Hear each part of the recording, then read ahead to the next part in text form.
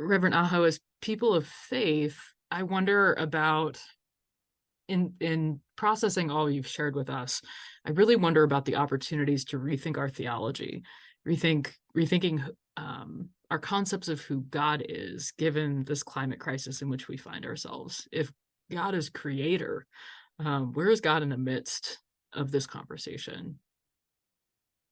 Yeah, I've been excited about exploring my theology and I'll say like what works for me may not work for you. So it's like the process of rethinking that is important here.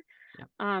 I have stopped looking for the victorious God and specifically stopped looking for Deus ex machina, which is this theatrical term actually about when there's a play and everything like the plot gets horribly tangled and it's impossible to imagine how will things get better and then poof a deity appears of some sort or another and the ex machina is like the deity might be lowered down on a cloud or like Yeah. lifted up by some angels or something like that To totally or you save the think of day.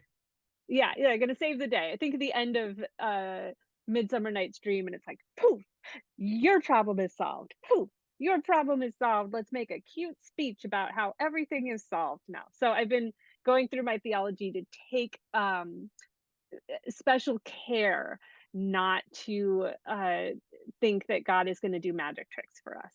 And in times that are terrible, we kind of like look at disasters and ask, where is God? And I find the answer is always God is in the rubble.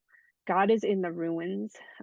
God is the one that can be found in maybe determination and tenacity, not in victory over the crisis, but in the great uh, determination that people come up with, desperation and love and commitment to the world.